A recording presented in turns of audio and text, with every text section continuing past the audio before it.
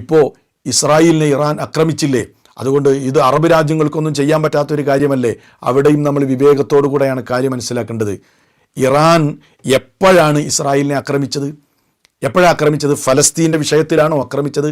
ഫലസ്തീനിൽ പാവപ്പെട്ട ജനങ്ങൾ വർഷങ്ങളായി വംശഹത്യയ്ക്ക് വിധേയമായിക്കൊണ്ടിരിക്കല്ലേ? എപ്പോഴെങ്കിലും ഇറാൻ നിങ്ങൾ എന്തിനാണ് അവരെ വംശഹത്യ ചെയ്യുന്നത്, ഞങ്ങൾക്കിത് സഹിക്കാൻ കഴിയില്ല എന്ന് പറഞ്ഞുകൊണ്ട് ഇസ്രായേലിനെതിരിൽ അടിക്കുകയോ അതല്ലെങ്കിൽ ആ നിലക്കുള്ള ആക്രമണം നടത്തുകയോ ചെയ്തിട്ടുണ്ടോ? ചെയ്തിട്ടില്ല. പിന്നെ എപ്പോഴാണ് ഇവരുടെ രാജ്യത്തെ കടന്നാക്രമിച്ചപ്പോൾ അവർ തിരിച്ചടി നൽകി. എന്താ ഇവിടെ മാറ്റർ? ഫലസ്തീനാണോ മാറ്റർ? അല്ല, മറിച്ച് യുറേനിയ സമ്പുഷ്ടീകരണമാണ്, ആണവോർജവുമായി ബന്ധപ്പെട്ട കാര്യമാണ്. അതാണ് ഇവിടെ മാറ്റർ. അപ്പം തങ്ങളടിച്ചപ്പോൾ അവർ തിരിച്ചടിച്ചു.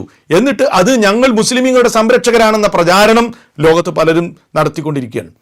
സ്വാഭാവികമായും മുസ്ലിമീങ്ങളുടെ ശത്രുവിനാണ് അടികിട്ടിയത്. മുസ്ലിമീങ്ങളുടെ എക്കാലഘട്ടത്തിലുമുള്ള ജൂതരാജ്യമാകുന്ന ശത്രു തെമ്മാടി രാജ്യത്തിനാണ് അടികിട്ടിയത്.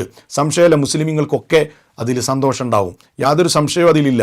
നമ്മളെല്ലാവരും സന്തോഷിക്കുന്നു. അത് ഇനി ഇറാനല്ല, വേറൊരു അമുസ്ലിം രാജ്യം ഇസ്രായേലിനെ പോയി അടിച്ചാലും നമ്മളൊക്കെ സന്തോഷിക്കും. അത് അത്രമാത്രം അതിനെ കാണേണ്ടതുള്ളൂ. അതിലപ്പുറം ഇറാനാണ് ഞങ്ങളുടെ എല്ലാം, അതല്ലെങ്കിൽ ഇറാനാണ് ഇനി മുസ്ലിമീങ്ങളുടെ നേതൃത്വം, ഇറാനിനെ മുസ്ലിമീങ്ങളെ രക്ഷിക്കാൻ കഴിയുള്ളൂ എന്ന നിലക്കുള്ള പ്രചാരണത്തിനെതിരിലാണ് നമ്മൾ സംസാരിക്കുന്നത്. വസ്തുതകളായി കാണുക, അതല്ലാതെ വൈകാരികമായിട്ടല്ല ഇത്തരം കാര്യങ്ങളെ നമ്മൾ സമീപിക്കേണ്ടത്. ഞാനൊരൊറ്റ ചോദ്യം ചോദിക്കട്ടെ, നിങ്ങൾ ചിന്തിച്ച് നോക്കൂ. ഇപ്പോൾ ഫലസ്തീനിനോട് വലിയ താല്പര്യമാണ് ഇറാനിനുള്ളതെങ്കിൽ നിങ്ങൾക്കറിയോ, 2024 ഫലസ്തീനിലെ ഹമാസിൻ്റെ നേതാവ് ഇസ്മായിൽ ഹനിയ, ഫലസ്തീൻ മുൻ പ്രസിഡൻ്റായിരുന്നു അദ്ദേഹം ടെഹ്റാനിൽ വന്നപ്പോൾ ഇറാൻ്റെ മണ്ണിൽ വെച്ചാണ് ഇസ്രായേലിനാൽ കൊല്ലപ്പെടുന്നത്. അതിൻ്റെ പേരിൽ എന്തെങ്കിലും ഒരു തിരിച്ചടി അന്ന് ഇറാൻ ചെയ്തോ? ഞങ്ങളുടെ നാട്ടിൽ വെച്ച് ഞങ്ങളുടെ അധികാരപരിധിയിൽ വെച്ചാണ് നിങ്ങൾ ഹമാസിൻ്റെ നേതാവിനെ കൊന്നത്, ഞങ്ങൾക്ക് വിടാൻ കഴിയില്ല എന്ന് പറഞ്ഞൊരു പ്രത്യാക്രമണം നടത്തിയോ? നടത്തിയില്ല. അപ്പം അതെന്തേ? അതൊന്നും അല്ല അവരുടെ വിഷയം.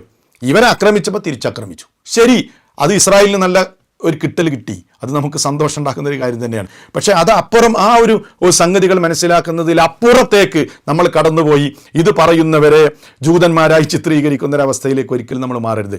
ഒരു കാര്യം നമ്മൾ മനസ്സിലാക്കുക, ഇറാൻ്റെ മണ്ണിൽ ഇന്ന് അഹ്ലുസുന്ന വലിയ പീഡനങ്ങൾക്ക് വിധേയമായിക്കൊണ്ടിരിക്കുകയാണ്. അവർക്ക് അവിടെ മതസ്വാതന്ത്ര്യമില്ല, ആവശ്യത്തിന് പള്ളികളില്ല, നിസ്കരിക്കുമ്പോൾ ലൗഡ് സ്പീക്കർ ഇടാൻ പാടില്ല, അതേപോലെ തന്നെ അവരുടെ ആചാരങ്ങൾ പ്രത്യക്ഷത്തിൽ ചെയ്യാൻ പറ്റില്ല. ഇങ്ങനെ ഒരുപാട് പീഡനങ്ങൾ സഹിച്ചുകൊണ്ടാണ് സ്വന്തം രാജ്യത്ത് അവിടെയുള്ള സുന്നികൾ കഴിഞ്ഞുകൂടുന്നത്. അവരെ രക്ഷിക്കാൻ ഇറാനിന് സാധിച്ചിട്ടില്ല, അവരെ പ്രശ്നം പരിഹരിക്കാൻ ഇറാനിന് സാധിച്ചിട്ടില്ല. എന്നിട്ട് ലോകത്തുള്ള മുസ്ലിമീങ്ങളൊക്കെ പാടെ പ്രശ്നം പരിഹരിക്കാൻ ഇനി ഇറാൻ മതി എന്ന് പറഞ്ഞു നടക്കുന്നതൊക്കെ എന്തുമാത്രം ഭോഷത്തരമാണ്.